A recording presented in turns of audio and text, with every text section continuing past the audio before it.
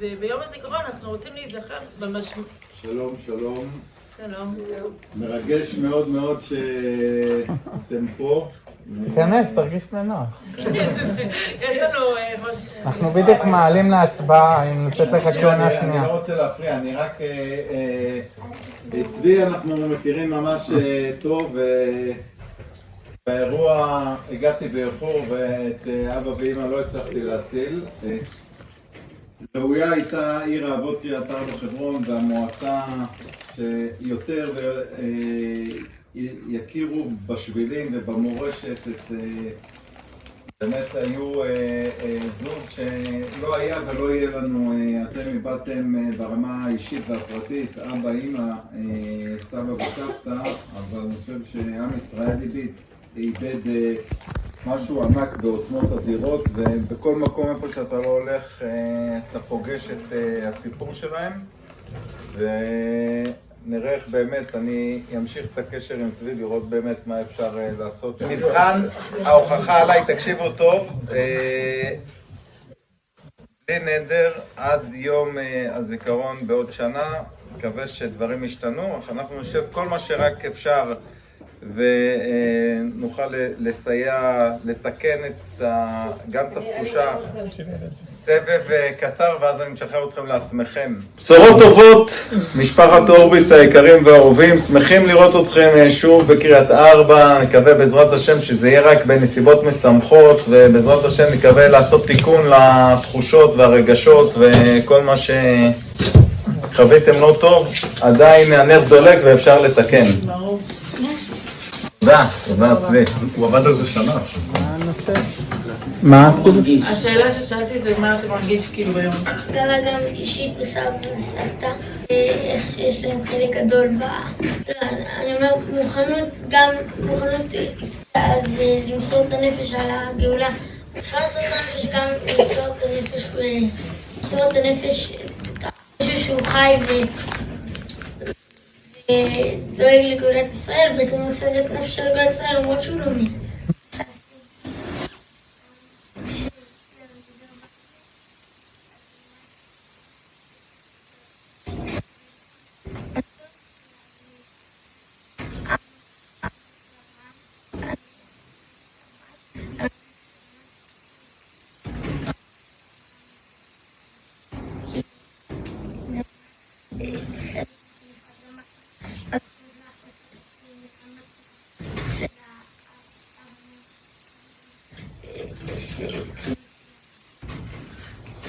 כן, אלה. אני מרגישה גם נחותה. מה את מרגישה? נחותה. נחותה? כן. בגלל שהם כאילו ממש צדיקים ואני לא. כאילו אני פחות.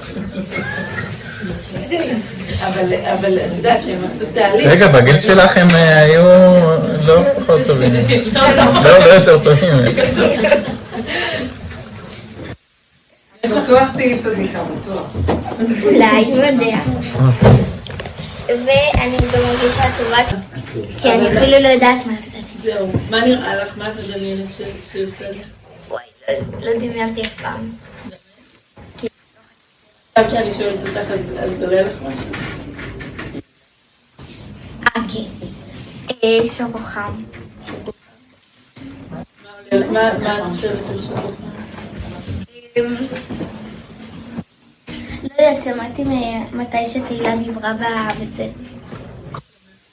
שמשהו אמרה פינוק ושוקו חם. לא הקשבתי את העבודה. ואיך את מדמיינת שהיית מרגישה? לא יודעת. אולי שמחה? או אולי מסנקת?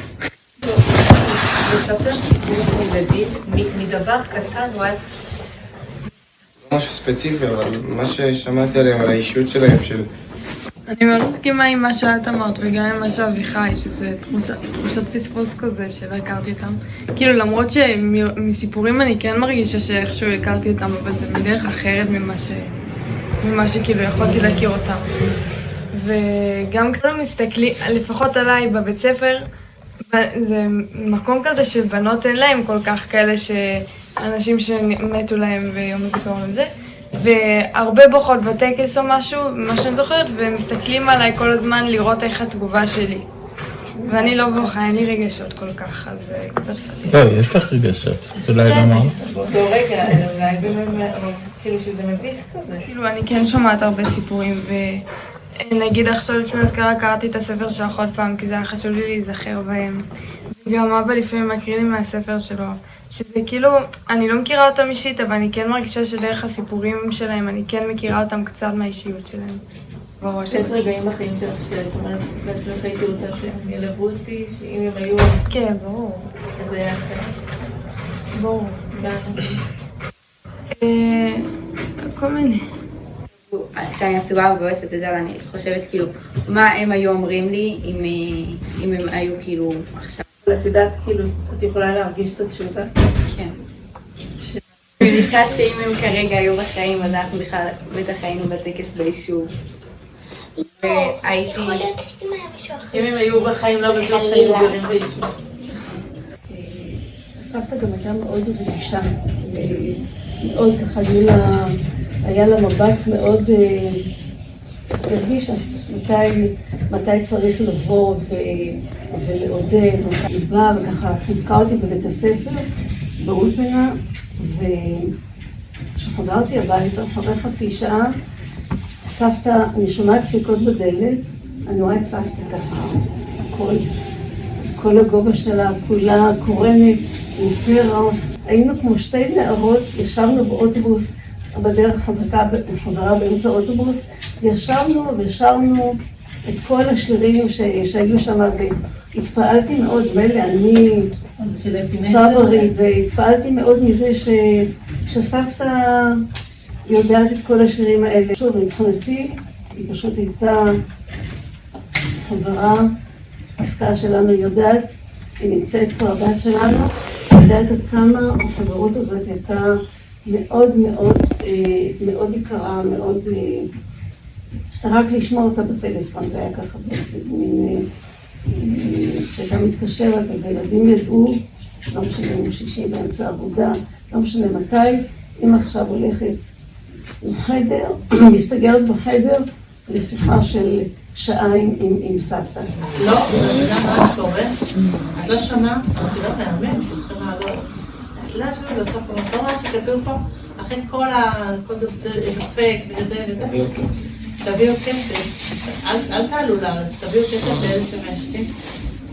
בקיצור, זה הפדיחה, איך שפצוע ניסתה להתחמק מהבית ואני התנדבתי ללוות אותה, היה הרבה, ליפיתי את אחד לצויית את זה לנגר, נכון, זה היה למשתיים בלילה, עד זה לנגר, ליפיתי אותה, לא רציתי לחזור, היה לי התחדה. למחרת במי הייתה המורה שמשמור נוריד לי על דור, פחד אלוקים, הייתה שוחה של דברים כאלה, אז למחרת עשיתי את המתכונת. וכתבתי את מה שהיה צריך, ואז הפכתי, כתבתי את כל מה שהיה בעבר. ועשיתי מעשה שלא עשיתי בחיים. אחרי זה, היא הייתה כזאת קשוחה, שהייתה הולכת, אם היינו אנחנו בשירותים, ואנחנו עושים את השירותים אנחנו בשירותים. אז אני, אחרי שהגשתי את המתכונת, פחדתי שתראה מה כתבתי בצד השני. הלכתי ישר לשיעור אנגלית, שזה דבר בחיים. הלכתי, זה היה המקום ההגנה שלי. שיעור אנגלית, כי ידעתי שהיא לעולם לא תקצינה לימודים, כי זה היה קודש קודשים. אחרי כמה זמן היא נכנסת לילד לשיעור אנגלית, ומוציאה אותי החוצה. אמרת, זה יקרה לי טוב. והיא אמרה, איך אנחנו מלמדים אתכם? ואני טוב. לא שבאמת אני שמתי לב לזה. היא אומרת, לא, זה, אני המשכתי וראיתי את החומר שאנחנו חשבון של השרידי אש, שואלתי ציוני, ותראי, אני הדגישה את כל הדברים הבעייתים. נכנסתי את זה ישר לרבני, למנהל של האולפנה, והראיתי לו, איך אנחנו מלמדים דברים כאלה? אמרתי לו, אני לא יודעת, אני לא מתאים תרבותית. קיצר, במתכונת קיבלתי 70. על זה קיבלתי 100.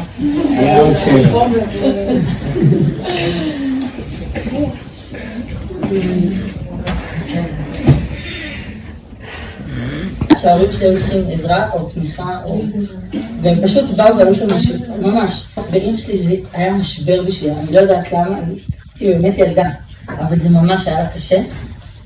ואני פשוט זוכרת שבאתי אליהם לסעודת שבת, זה היה יום חמישי לפורים, וכאילו הם פשוט ידעו שהם צריכים לבוא, להיות. הרב ודוידנה, הם היו עץ כזה גבוה, תמיד. וכאילו פשוט עכשיו הם הביעו כל כך שאנחנו כבר לא יכולים לראות את הגוף.